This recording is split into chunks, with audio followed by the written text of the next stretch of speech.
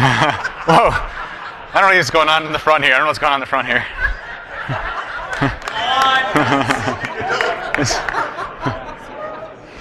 All right, everybody, I think we're going to get started here. First of all, let's give a round of applause for everybody that makes GrrCON possible. This is awesome. Great event.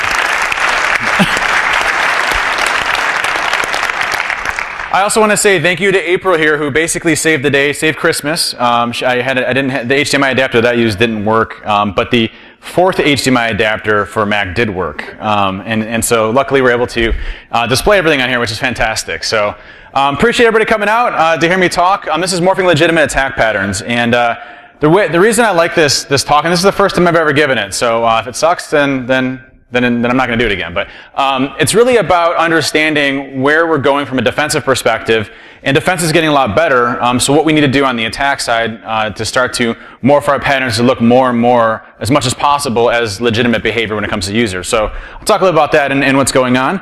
I'm Dave Kennedy. I've been in the security space now for about a year, I think. And so, done everything from the social engineer toolkit to helped co-author the book Metasploit, the Penetration Tester's Guide. Interesting enough, I was just recently in a rap video. Never thought that would happen. That was really weird. In fact, it's kind of a testament to the industry on how rap is now cool. I'm sorry, not rap. Hacking is cool. If you would have asked, a young Dave Kennedy in high school that listened to Grudge and Alternative and got beat up every day, while he's hacking his computers, would he ever be in a rap video? The answer to that would be probably not.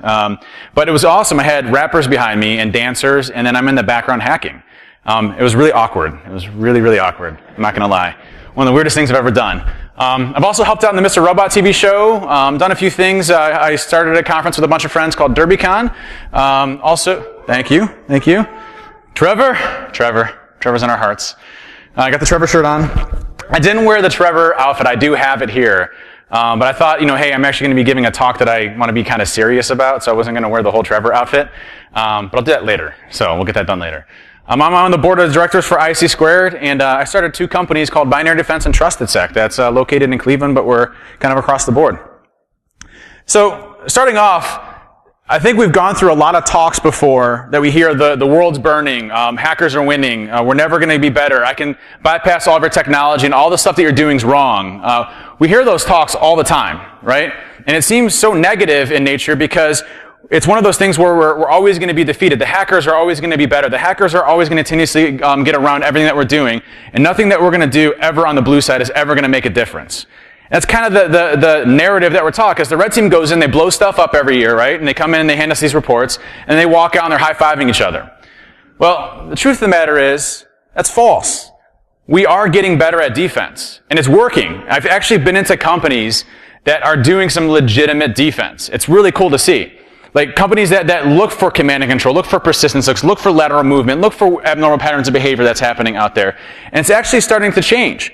You're starting to see a different type of industry where the blue team actually understands the capabilities of red, where we actually have people dedicated to handling and fixing things in security. And that's awesome. That's wonderful. And we're starting to see that. And so if you look at it, blue is actually trying to understand red team tactics and their techniques and procedures of how they actually operate. Now, security would all be fixed right now, this day, and the 100% solution actually have a product that would work. It's called one security person dedicated to one employee, right? So if you could sit behind somebody and you'd be like, hey, don't click that. That's bad, right? This stuff would be fixed. We would not have breaches. Like literally, you could be sitting there eating popcorn and be like, no, that's a fish. That's a fish. No, that's a fish. No, they're not gonna, no. Oh, you clicked it? Seriously? I gotta unplug your computer. I'm sorry, hang on. Get the computer, you go, hey Bob, I need you to reimage this, no problem. You hand it to the person next to you, he hands it to the person next to him, he hands it to the person next to him, that person reimages it, passes it back, and you're all set. It'd be efficient, right? We'd have a wonderful world, but unfortunately it doesn't work that way. So we have a certain amount of time to deal with these types of things. And on top of it, if we're on the blue team, man, oh man, that's a rough job, right? You have to understand all the new techniques that are coming out. You need to understand the new bypass techniques. Then Bad Rabbit comes out a day when you have 17 meetings to talk about meetings about implementing something that you've been trying to get implemented for 6 months. And now you got to deal with Bad Rabbit, right? And so you have a lot of work to do when it comes to dealing with the blue. But we're doing different things now that's actively going and working. But believe me, we have a long long journey on the defensive side, right? It's not one of those things where we can say, okay, we change this tomorrow and all of a sudden we're good for the next day, the next day, the next day. It's never ending. We're never good enough when it comes to defense. We have to continuously get better. And I like this one. I've used this before in the past, but I like this argument here, and I think it's perfect. It sums up where we're at today. Jeremiah Grossman, who's an awesome dude, and Jeremiah and Egypt are fantastic people. Heavily recommend following them. They're good friends. Jeremiah said, "It's said an adversary just needs to find one vulnerability to win. To do that, we need to find just one system the target didn't know they owned." And yeah, that's true. If there's a system we forgot about, there's a system that we didn't patch or something we didn't do, that's absolutely right. But Egypt went back, and I thought this was brilliant from Egypt because Egypt's like a red team person, right? He was on the Metasploit, he still is on the Metasploit development team, worked at Rapid7 for years on the exploitation side of it. But Egypt came back and said, counterpoints, once you're on a system, adversary role reverses. Blue only needs to find an indicator of compromise once to catch the red. And that's what we're running into right now on the red team side. We may get past your endpoint protection. In fact, we will get past your endpoint protection, right?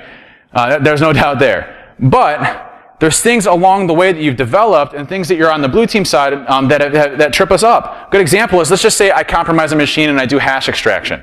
Are you detecting that? Well, maybe not. Maybe you're detecting a certain other thing. Maybe you're detecting my command and control. Or once I get those hash values on the system, maybe you have a local admin account that is used that is randomized in each system, and you look for failed login attempts on that. So when I go to move from one system to the next, you see those login attempts and you start to respond. Or you're actually looking at 4624 event log ID with network login type 3. And you're saying, okay, if a source IP address from a workstation machine is going to another workstation IP address, that's probably an issue. We need to look at that from a lateral movement perspective, especially if it's going over SMB or RPC. So there are things that we're starting to do by understanding how we move and attack systems that's getting a lot better. Here's some good examples.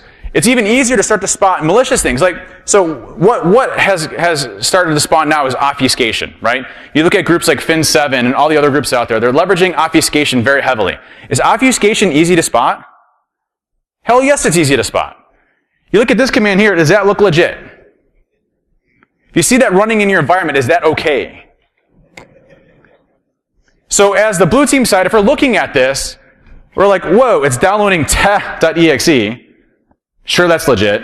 And it's using exec bypass, so it's bypassing execution restriction policies. It's using the bypass command. And then from there, it's starting it via PowerShell, starting a process with an exe, downloading it from a specific website. Do we want that in our environment? Does that look normal in our environment? No. Now, a lot of times, here's a struggle we really face right now too, is on the blue team side, there's so much information, so we rely off of our tools too much. So if our tools don't detect the obfuscation, then we don't see it. Now, that's where we get into hunt teaming and a lot of other stuff, right? Looking for edge cases. But a good example is, hey, why is a PowerShell command greater than 100 characters from our regular user population? Is that normal? Do our normal users know how to run PowerShell or even use PowerShell? No, right? So these are things that we can actively go and look at from a blue team's perspective. Now, this one's from Daniel Bahanis on Twitter. He just posted this recently, so kudos to him on that. This is something they're looking at, and this is awesome. This is like a work of art when it comes to obfuscation and command line sigtex. So recently, SubT came out with a way for you to be able to use certutil to go and download code from the internet and execute it directly into memory, which is amazing, right? Fantastic. It's great. We love that. Certutil should have always had the ability to go to the internet and download and execute code remotely. It's same thing for like Regest VR32 and MS build. All those remote code execution capabilities have no logging whatsoever, and it should have always been in Windows. It's fantastic, right? It's like 72 binaries that we can use for remote code execution that doesn't get logged, right? So you look at this, and what's amazing about this is, yes, he's using PowerShell, but he's actually never using, this attacker is never using PowerShell to directly go out to the internet. He's using certutil. So certutil goes out to the internet, downloads some PowerShell code, and then executes PowerShell code. So it's remote code execution through certutil, leveraging PowerShell. That's awesome. But does this look legit? No. Right? So interesting enough, we all laugh at that and we say that's not legit. But that's what we're doing to get around the automated detection. But when it comes to people actually looking at things, we know that that's bad. Now that's a problem for us on the attacking side. You never used to know what we were doing. Like, what did lateral movement look like? What did PowerShell obfuscation look like? What was evoke expression? Why is that even a problem? And now we know. And so that's a difference. That's a big difference and a big shift of what we're seeing right now in this industry. Or some more, like this. Is that legit? Now, if you didn't know about this one, this is actually a pretty good one. This is, I think, what Kofter uses. If you're not familiar, HTA files are actively used for drive-bys. So they're .hta extensions, high-content HTML files. So when you go to a website and there's an HTA that's being served, there'll be a pop-up that says, do you want to open this site? What do people do? Sure, I want to open this site, right? So you hit open and you get remote code execution. Now, what's nice about Kofter is the way that it actually stores in the registry values, it actually stores a command line argument via MSHTA, which is the HTA executable that gets called through Internet Explorer or other browsers, mostly Internet Explorer. Now, what's interesting is the about parameter right here is susceptible to being able to use ActiveX components. So you can actually call a command line with the ActiveX components and run your shell scripts directly through MSHTA. Again, another awesome feature, right? It's amazing. You can do that within, but is that legit? No. Very easy to go and spot, right? So that's not legit, right? I love that. It's amazing. I mean, he got punched out once, right? Then one time he got hit once and then fell on the ground and that was it. And then that was like the end of his career. I feel bad for him. He's actually pretty good. So let's look at the current method that we currently use for remote code execution right now. And let's take a look at it. So right now it's predominantly executables, right? And it's all still geared around getting executables onto the system. So even like if someone's using macros, they use macros, they'll enable macros, it'll call PowerShell, but then the PowerShell command goes and downloads an executable. Doesn't make any sense, but whatever. Hey, okay. So they go and download an executable, and those executables are still maintain about 92% of what's really out there. So if you look at that, and you say, well, PowerShell may be possibly used as different execution methods, but we start to see shifts now more towards PowerShell, and the security industry has been talking about PowerShell for a long time. In fact, I have the claim to fame for the very first ever security PowerShell talk. I did it at DEF CON like 16 or 17 when PowerShell beta first came out or whatnot, and it was called PowerShell OMFG, and it was about how awesome PowerShell was going to be from an exploitation standpoint. And then, it went like wildfire after that, which is really cool. It was kind of neat. I released a tool called PowerDump. That was kind of funny. Dumping the SAM database through. I was a kid. I'm still a kid. But when it comes to PowerShell, that's where everybody's talking about moving towards, right? I'll talk about that in a second. But still, predominantly executables and a few other ways. Now, we'll talk a little bit about where the research is heading in a second. But interesting enough, PowerShell exploitation is dying. Now, you might be like, well, didn't you just say PowerShell is what's actively being used right now? Sure. But PowerShell is actually becoming an amazing programming language. Now, people may disagree with me on this, and that's fine. But if you look at what PowerShell has available, the anti-malware scan interface integration, which is really easy to get around, by the way. It's funny. I'll show you a tool called Unicorn here in a few seconds that I just did some changes on. And Unicorn was getting picked up by Windows Defender, which is one. I think there's like one of 3 antivirus vendors that are currently using AMSI. And so I'm like, oh, that's weird. How is Unicorn getting picked up by Windows Defender? I got to take a look at it. Maybe they're doing some cool detection off of it. And I found that I had accidentally hard-coded one of my E parameters. So I had a $E parameter that was static. And so then I just changed E to a random parameter, and it works fine now. So it gets around Windows Defender. It's ridiculous still, right? Some of the stuff we're dealing with. So AMSI is not necessarily the greatest, but PowerShell is one of the most logged and one of the most used programming languages that we have to date. Like, you don't see the type of logging that we get with PowerShell in Python, in Perl, in C#, and anything. So PowerShell, especially when you talk about putting it in constrained language mode and leveraging script block logging, it's one of the best programming languages that we have that we can actually go and secure. And so PowerShell, interesting enough, is becoming so sexy for us on the attacking side that Microsoft has put a lot of features and functionality into PowerShell version 5 to be able to make it much more difficult for us to actively use in the future. Now, the good news is that we're so slow to move on the protection side of things and the detection side of things in this industry that PowerShell will still be good for at least another 5 years. Now, that doesn't mean across the board, though. Some folks are getting really good at detecting PowerShell. A couple good examples. A lot of folks will try to detect things like encoded command, right? Do you know there's 12 different variations, or 16 different variations of encoded command? There's -E, there's -EC, there's -EN, there's -ENCO. Are you looking for all those variations? Or you don't even have to call encoded command in a lot of cases. So you have to look at these different things and what we're actually going and doing and start to build a lot of that detection around the understanding around PowerShell itself and the length. PowerShell is becoming one of the most secure programming languages out there today. People may laugh at that, but it's true. Good question is, do regular users need to use PowerShell ever? Do your regular users, not administrators, not developers, ever need to use PowerShell? Why are we not blocking that across the board? You have app blocker in group policy right now, and you can say, hey, if it's a regular user, not in the administrator's domain group, or not in a developer's group, then disallow PowerShell execution. Why don't we do that for all regular users? Do regular users need a full-fledged programming language at their fingertips?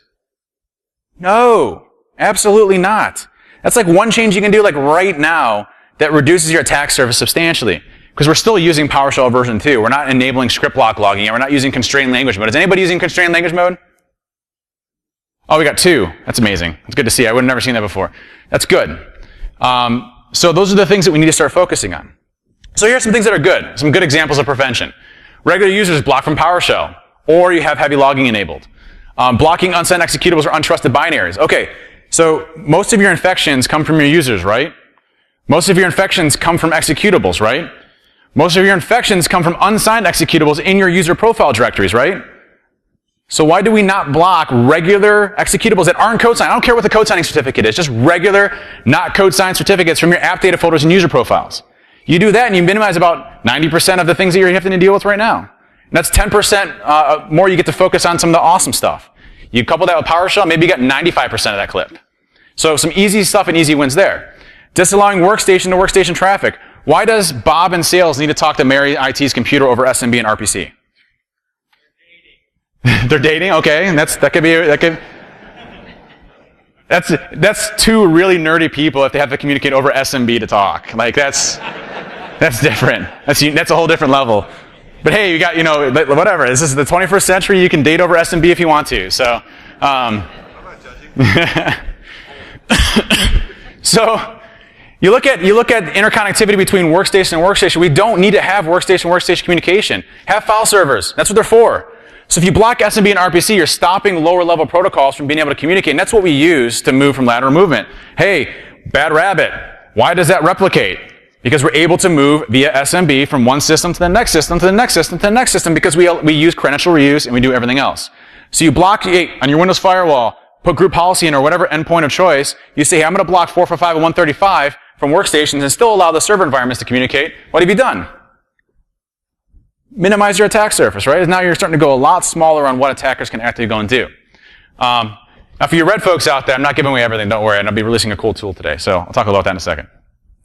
Removing capabilities for DNS tunneling. DNS tunneling in DNS exfil is still a major problem, and it's something that is not 100% fixable, but you can definitely say that, hey, I only want my workstations to communicate with preferred domain controllers. My preferred domain controllers only go to proper local servers. Excuse me.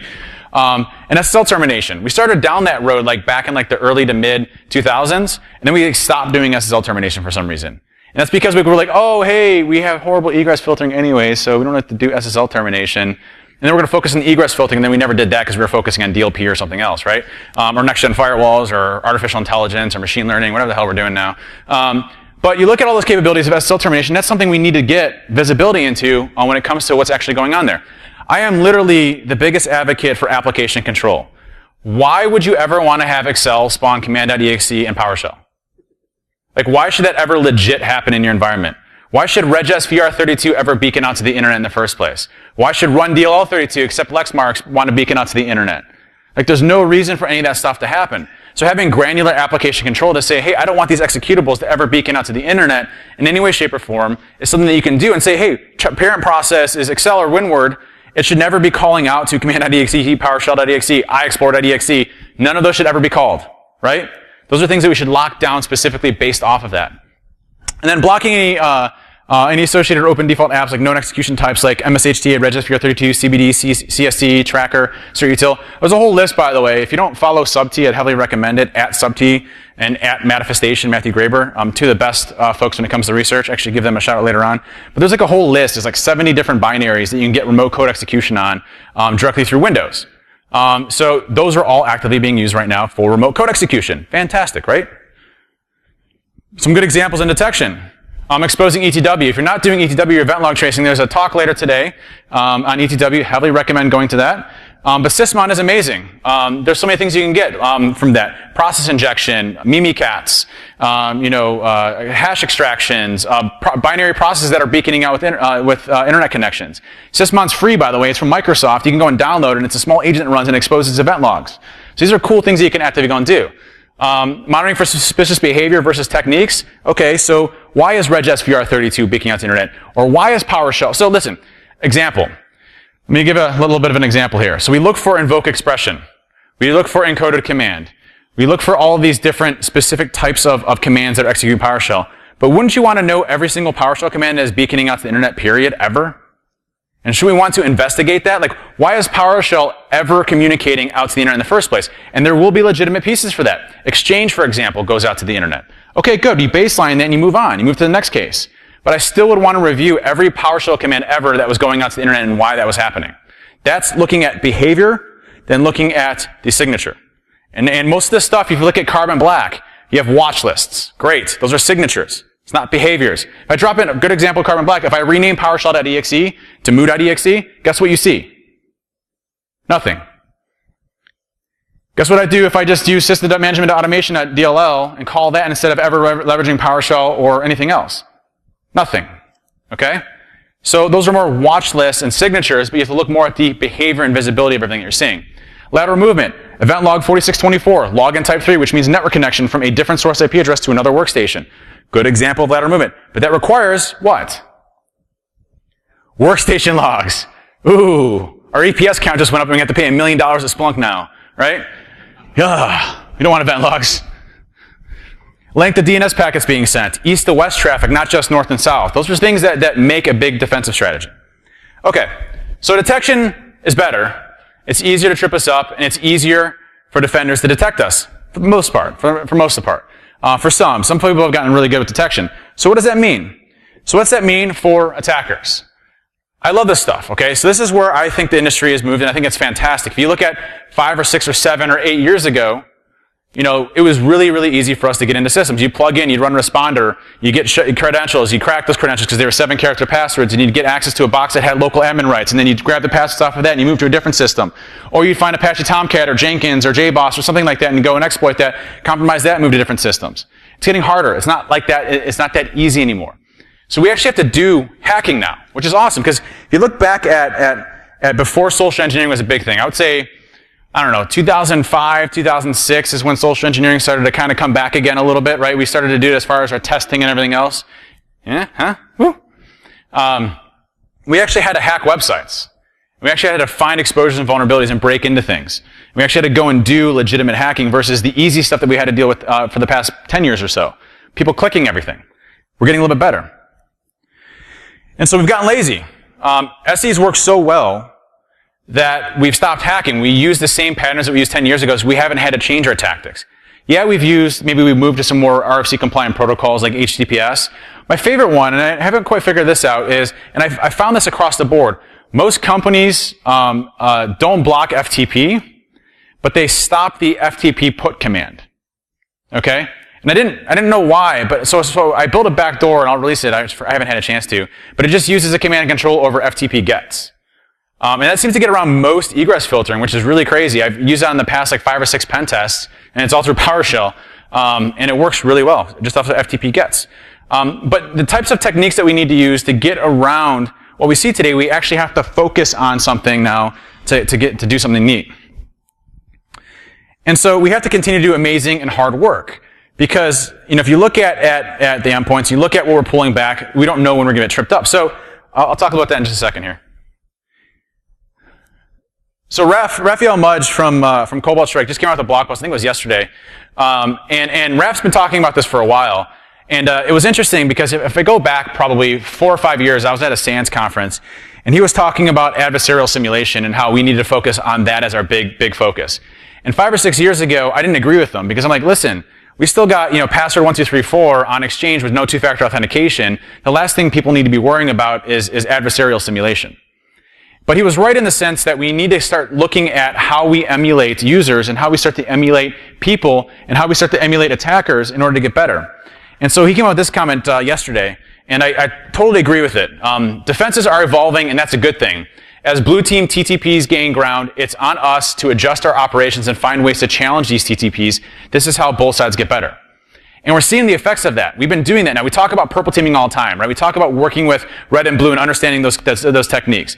It's working. So red team working with blue is making things better. right? And that's a huge feat because when we came in the pen testing side, we'd be like, hey, we just blew you guys up, you guys and gals up, and here's your report of how we got domain admin, and we're all high-fiving and walking away, and like, good luck, we'll see you next year, we walk away. It's not that anymore. You actually use those to figure out how to build defenses. You know, what we used to do is, hey, we're going to patch this, we're going to patch this, we're going to fix that exposure. Oh, we have MS-exploitation here, so we'll fix it here, but the assessor didn't find those 4 over here, so we'll leave those there. We'll fix those. And then next year we come in and we go do an assessment again, and we blow everything up, and like, wow, I thought I fixed all these things. It's different now. It's a different time. And that's a good thing. We're getting better on both sides. So our focus now, this is my favorite one. I love this. It's so, honestly, I'm not going to lie, this is going to sound really weird, but there will be times at night where I'll just like watch this, like over and over again. Like when I'm coding, like I'll take a break and my mind needs a break and I'll just watch this. And it just, so good. So good. Just hang on one more second. Our focus needs to be on legitimate behavior as attackers. We need to start emulating what users are doing in order to start evading. And if we start doing that, we start to get better at and becoming much harder to be seen when it comes to detection. And why I talk about that is, if you look at what we're doing today, you know, we'll compromise a machine, we'll establish a command and control infrastructure. The time intervals will typically be the same, or we'll leverage something like Cobalt Strike or Metasploit or other command and control infrastructure. And they don't necessarily emulate, and you can customize them to do that, but they don't necessarily emulate user behavior. Like, hey, when someone's actually communicating to a website, it looks like they're browsing a website, but it's really a command and control infrastructure. Or, hey, I'm using DNS, but I'm going to make my size so small that it looks like legitimate DNS traffic, so when you look for length of DNS commands, it's not actually large. Yes, that's going to be super slow from a command and control, but we'll deal with it. It's going to be like the old days of 28.8 hacking, but hey, whatever. It's fine, right? We're used to that. So focusing more on legitimate behavior around how we compromise and how we start to move to different systems. Okay, we compromise one system, start to look at their system and monitor what they do on a regular basis. They start to use these 5 systems on a daily basis, start attacking those 5 systems. It's going to be legitimate behavior as far as they're concerned when it goes to doing that. Getting more understanding around what's happening. When we first get into a box, what's the first thing we typically do? Drop into a shell? Why don't you take a look really quick and do a process list to see what's actually running on the machine before you actually go and do anything, right? Take a step back and figure out what's happening before you start actually compromising. So starting to look more at the legitimate behavior components than anything else that we have out there. And so what works? DNS, still looking really good. We can still use that as exfil methods. RFC compliant protocols and legitimate protocols are still great. HTTPS is still wonderful because we have proxy support. You know, we have proxy support, so we have the ability to use proxies that are already being leveraged. Excuse me. We already have proxies that can be leveraged. Use legitimate applications. You know, again, I talked about those 70 plus binaries that we have available for remote code execution. Why not use those? Like MS build is a great example. I'll talk about that in just a second, but like that's a great one to go and get remote code execution. Using legitimate applications. If you're not familiar with regsvr32, it's being actively used out there. And what's great about regsvr32 is it has a built-in browser that's proxy aware. Why was that ever a good idea? And like, why would you ever have regsvr32 the ability to download SCT files? They don't need SCT extensions, by the way. That would be too easy.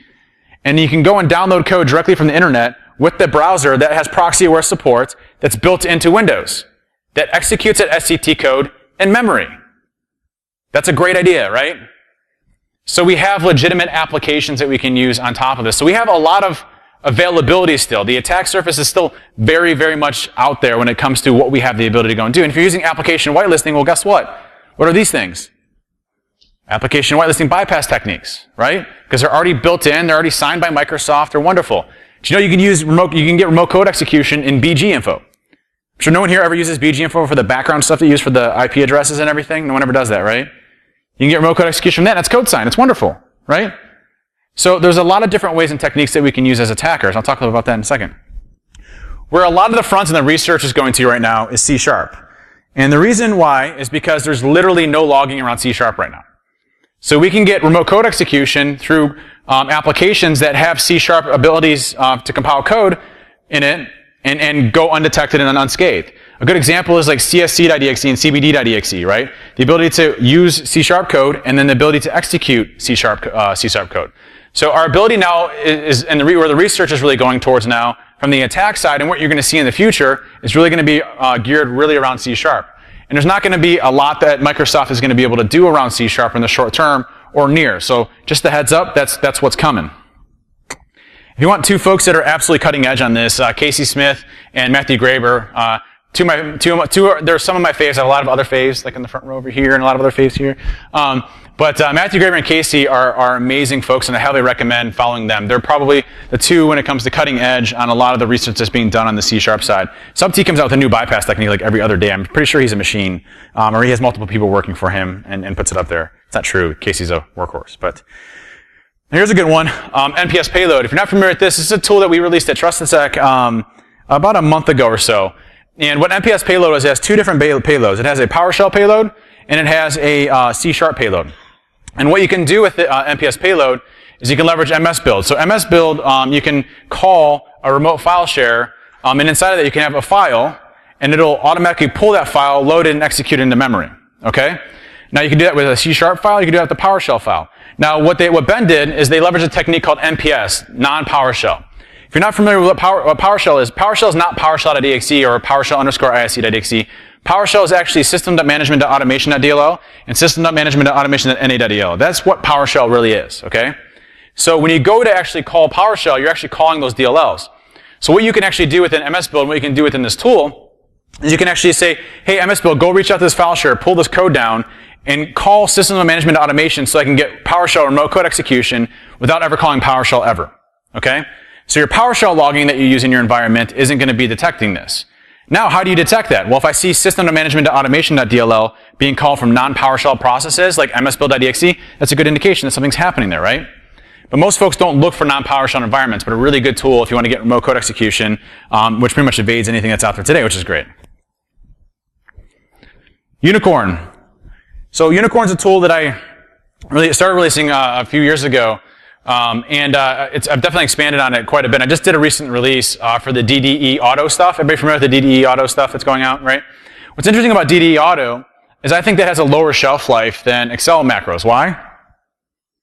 Excel macros are still used in businesses predominantly, right? It's a business function. People are used to saying, oh, I need to enable macros. That's cool. No problem. DDE Auto, though, is very much a unusual way to get remote code execution. Now, what was interesting about that is the day that the DDE Auto research got released, there was a YARO rule released to detect it. Great, on your defenders. Guess what happened that same day as well? Obfuscation around that YARO rule, right? So it split up DDE Auto so it wouldn't get picked up by that YARO rule. So the attackers are continuously moving forward, using it even the same day that we see. It's now in the TrickBot deployment method. So the TrickBot stuff where it infects your machine and then from there looks for and does wire transfer for your banking account, steals your credentials. That one's actively being used with the DDE Auto as of this week. So we see those techniques getting better and better. I'm going to show you a demo here of Unicorn.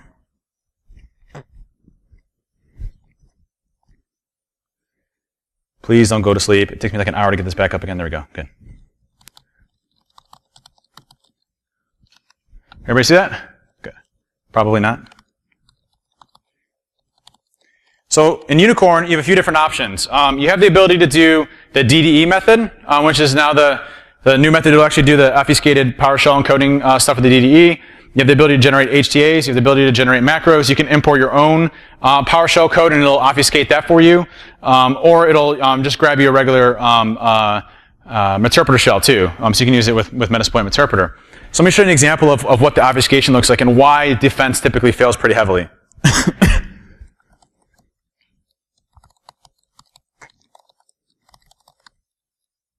So my IP address, I'll do 443.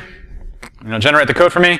Now it'll generate two files. You have a PowerShell_attacks.txt, and you also get a unicorn.rc file. That RC file is a resource file for Metasploit that will create your listener for you to go and capture your shell once you go and get it. So what am I going to do? Leaf pad. You can see here, let me copy and paste it so it's a little bit more readable over here.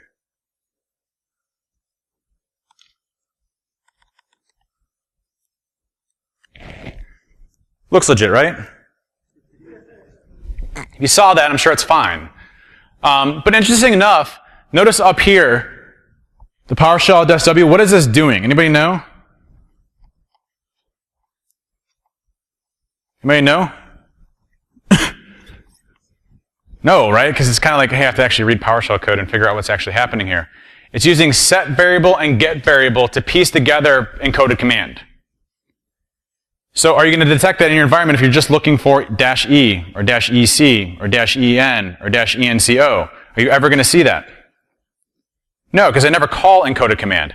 I just use set variable to give it an E, I use set variable to give it a C, and then I use get variable to piece together that E, and get variable to piece together that C.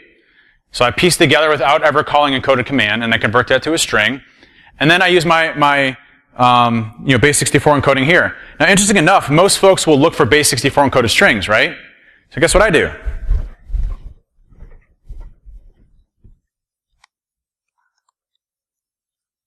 I randomly chunk up the base 64 encoded, so it's really not base 64 encoded commands until it actually fully executes as well. So it chunks up the base 64 encoded commands, so you don't get the legitimate pieces on there as well. So just good ways of obfuscation to get around our detection. Now, what would be a good detection for this? Length? PowerShell beaking out to the internet? Be some good, easy ways of that, right? Let's take a look at macros really fast. Generate macros.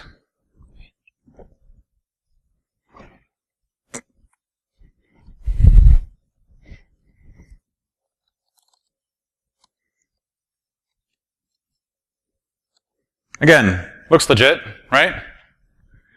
Now, most of the time we'll look for wscript.shell or PowerShell, so I break those up. So you never actually see PowerShell inside of the macro itself, right? So we look for that, right? Come on, come on. Go down here, break up wscript.shell into multiple functions right here. Here's wscript.shell. What's nice about this is when you open it and you hit enable macros, it said this application appears to be made on an older version of Microsoft Office Product Suite. Please have the author save it to a different format type or whatever, and then you hit OK, and it says like error code, -219, and then it exits. So the user never knew anything went wrong in the first place, right? So just different ways for us to get around detection criteria. Same thing for the DDE formulas. If you use the DDE formulas, it's the last one I'll show you on this one.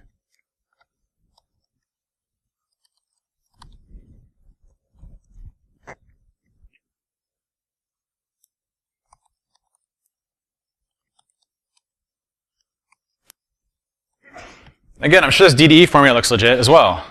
And what's nice is, you can chunk it up and go to like program files and remove that. It looks like it's actually launching from MS Word, but then you do // Jason, is that you? That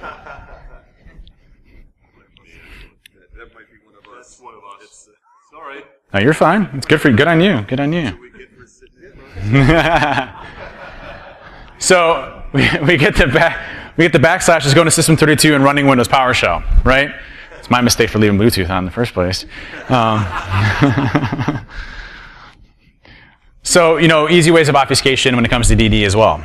Now, what's nice is you can actually take the DD audio formula and split that up as well, like something like this.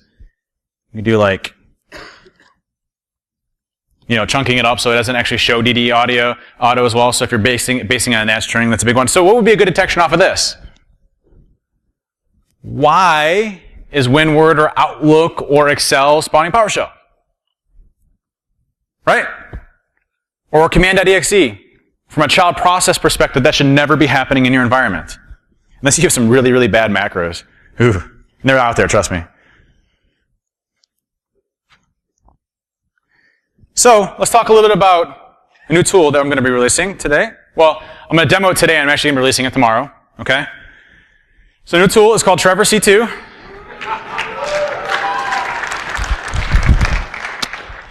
Now, I'm sure everybody now is heard of Trevor and is probably tired of hearing of Trevor, or some aren't and want to keep it going and see the world burn. That's fine either way. And I'm fine with that as well. But the whole Trevor thing is interesting. When it all happened, I think someone made the mention of like, well, why does somebody think of Smashburger when this all occurred? I'm like, well, why would they have a roach in there? That's not good. Like having a roach in your milkshakes, like that's not normal. Like I actually have a friend that owns a restaurant and has never had a cockroach in their food ever. Okay, that doesn't happen, right? You actually have like people that go in and bomb stuff. Now, this isn't against Smashburger. This has nothing to do with Smashburger at all. It's the fact that hackers raised $5,000 for a Puerto Rican fund over a dead cockroach. That's the amazing part, right? You take something like a dead cockroach in a milkshake and you raise $5,000 for Puerto Rico. I mean, like, we're the best community ever, so that's amazing, all right? And then you have platforms like CNN. I just want to show this one. I love this. Sorry, I have to show it. Oh, yeah. Can you get the sound? On the sound on the...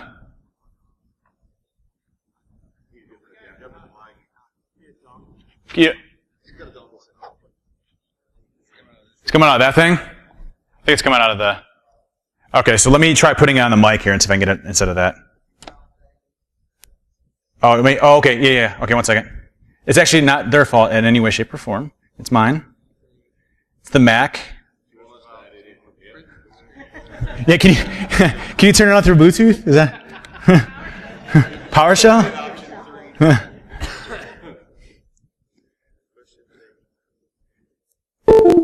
There we go. Thank you. With us now, Steve Hall, CNN's national security analyst and retired CIA chief of Russia operations, and David Kennedy, a cybersecurity consultant and former employee of the NSA. Gentlemen, it seems that the news conference by the Senate Intelligence Committee was designed to do three things. Send three messages. Number one, we're not done yet. Number two, we're still searching for proof of collusion. And number three, the Russians are still coming for us.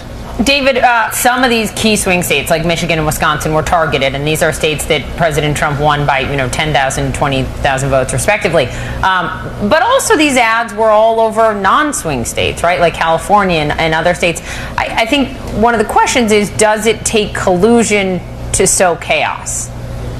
Well, if you look at what the Russians can do, I mean, they understand our political system. They understand hot-button topics. And I was actually discussing this whole thing with my late friend Trevor over a milkshake a month ago on how easy it is to actually go and purchase ads in...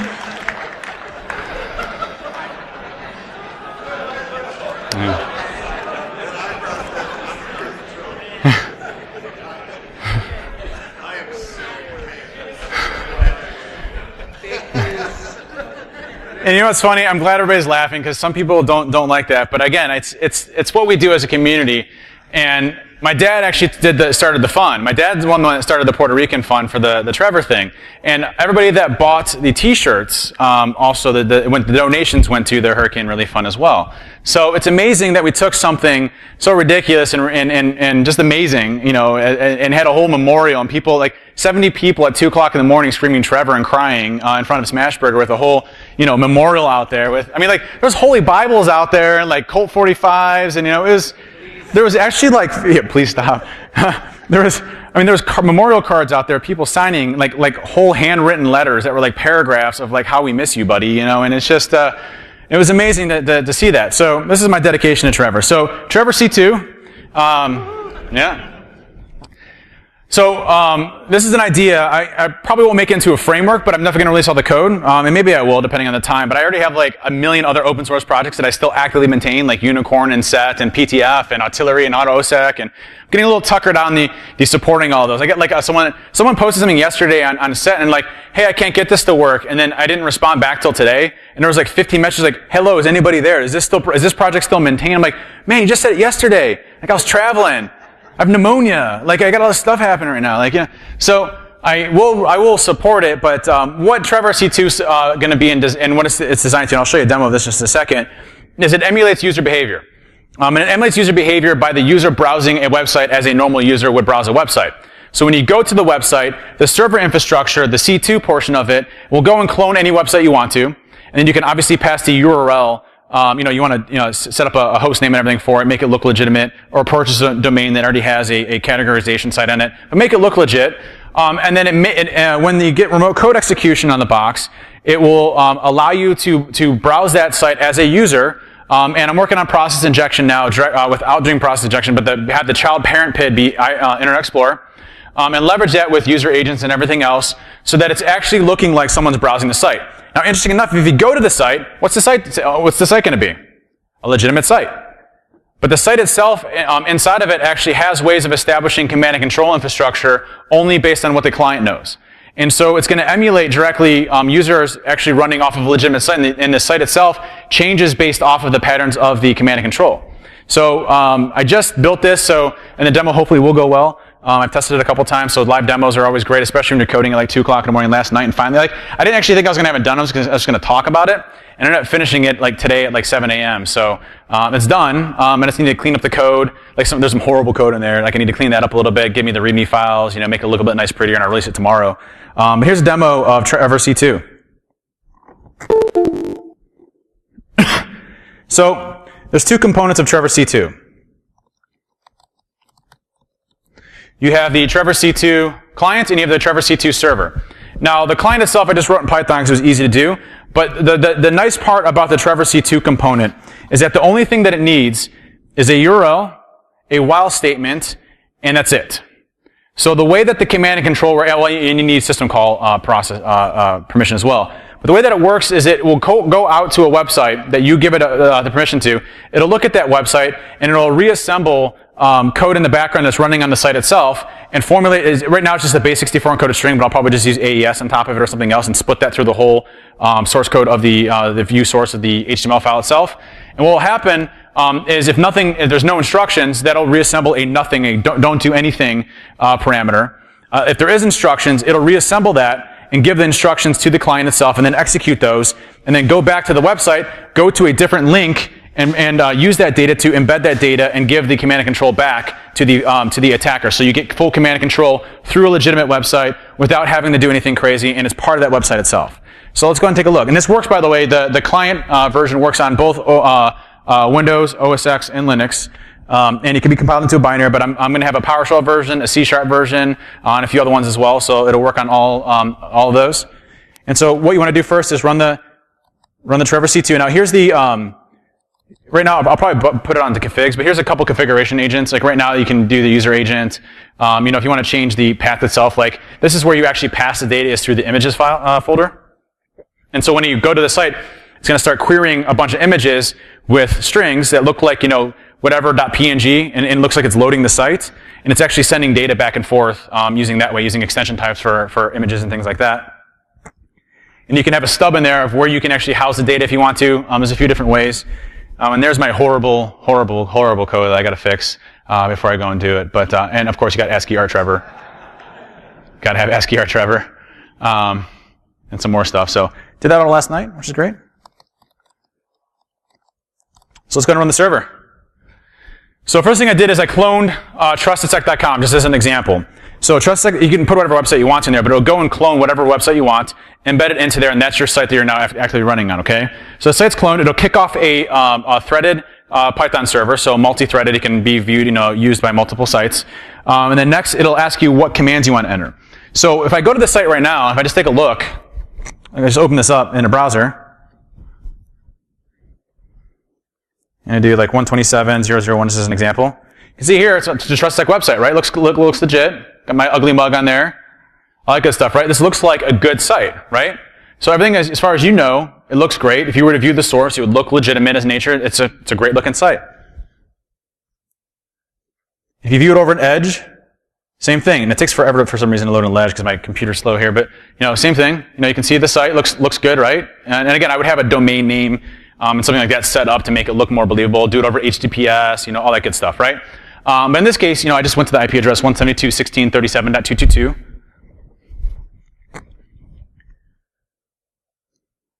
And I go to execute the Trevor C2 client, and all it is, I just run it. Okay, it's done. Again, I would embed this in C# code, PowerShell code, etc., so you don't have to worry about, you know, getting a binary onto the system and anything else. This is just an example in Python right now, but it's so configurable. All you need is a URL, a while statement, and a, you know, call to the system to be able to do that, and it's all you need. It's 3 parameters that you need, and that's it. So super simple. Now, if I want to execute, so right now, all this is doing, and it randomizes the intervals. You can change the interval time, but it randomizes the intervals of when it actually browses the site. So you can put it at 10 minutes, you know, 30 seconds, between 1 minute and 30 seconds, between 1 minute and 10 minutes. It randomizes the intervals for command and control beaconing when you're actually going and doing it. So it's randomized on that front. So right now it's running. It's going and saying, hey, I'm looking at this site. Is anything cool? So now if I do, it's tasking. Boom.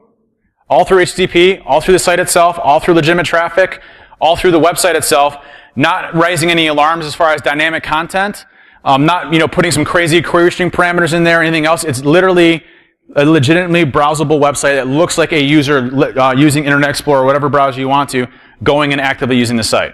So again, using our model of attack to exhibit legitimate patterns of behavior and using that attack vector. So again, any command I want, it'll task it, and what it does is in Python, there's a simple HTTP server and base HTTP server. You have the ability to control do post and do gets. Okay? So when I get a GET request, the GET request will go and load that clone site that I load anytime somebody's just browsing it. But inside of that code, it chunks up in certain places, and you can change all of those places that it goes and loads them up in, but it spreads that code out and about throughout the whole site, and only the client knows where those are at to go and reassemble those. So when it goes and it reassembles that command, it then uses that AES key eventually. It's right now just base64. It'll take that AES key, decrypt that code, execute that command, and then when it goes, it starts to load an images page like it's loading the site normally, and it's passing those back based off of the image name itself. So it's using that as a method to go and use it. It doesn't require posts. So you're not posting data to a site that would look suspicious in large garbage amounts of data. It's all GET requests that are chunked up that look like you're browsing a site. And it does it fast too. When you're loading a site, you load multiple things, right? You're loading multiple extensions, you're loading multiple files. So it looks like you're loading the site. So if you looked at this over a PCAP file, it would look just like it was something else like that. So again, tasks, randomized between 1 and 10 seconds, boom. Pretty quick, pretty fast. Easy to go and use. I'll have file transfers working as well, so you can transfer files back and forth all through that as well. A proof of concept right now is something I just released, but it should be out there tomorrow, at least for a base level, and hope to add more features on it soon.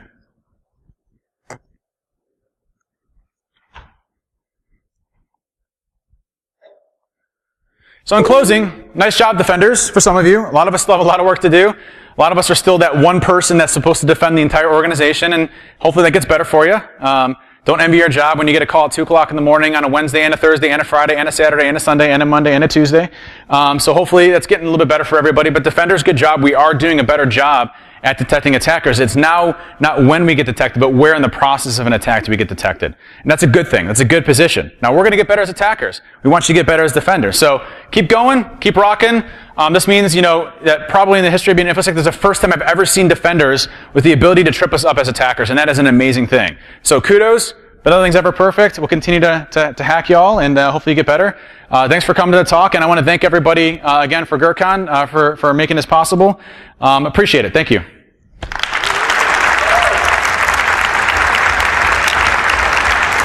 And thank you, April.